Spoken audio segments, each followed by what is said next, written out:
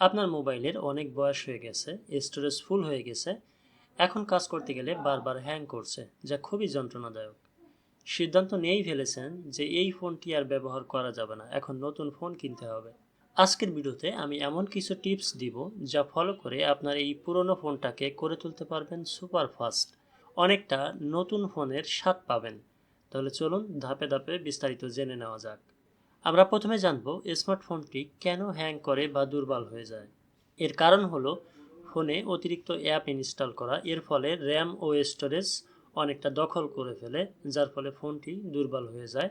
অপর্যাপ্ত স্টোরেজ অর্থাৎ আপনার ফোনের যে ইন্টারনাল মেমোরি থাকে সেই মেমোরিটি যখন অনেকটা কমে যায় বা ফুল হয়ে যায়, তখন আপনার ফোনটি খুবই স্লো হয়ে যায়।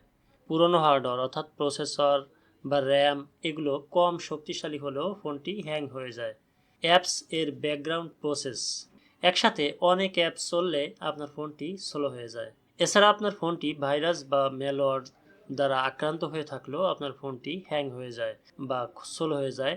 সফটওয়্যার আপডেট না থাকা, যদি আপনার ফোনের যে সফটওয়্যার বা অ্যাপগুলো রয়েছে এইগুলো যদি আপডেটেড না হয় তাহলেও কিন্তু আপনার ফোনটি স্লো হয়ে যায়।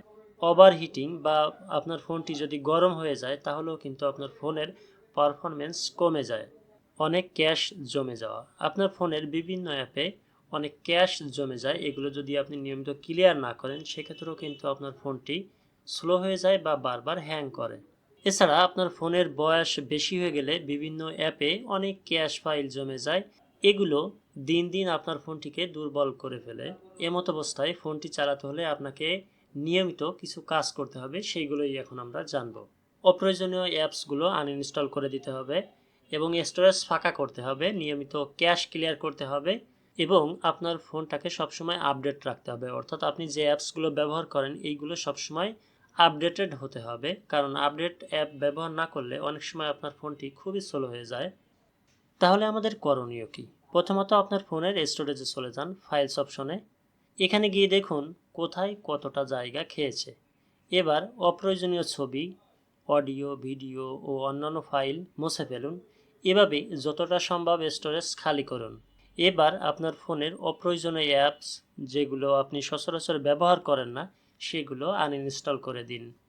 এখন আপনি আপাতত প্রথমে কি করবেন, এই যে download, video, document, image, audio এইগুলোর মধ্যে যাবেন এবং এইগুলোর মধ্যে গিয়ে আপনার যেগুলো প্রয়োজন নেই সেগুলোকে আপনি মুছে ফেলবেন। তারপর আপনি চলে যাবেন অ্যাপসে। এখন যা করতে হবে সেটি খুবই গুরুত্বপূর্ণ। এটা হলো আপনার প্রয়োজনীয় অ্যাপস যেগুলো মুছা বা আনইনস্টল করা যাচ্ছে না বা আপনি মুছতে চাচ্ছেন না,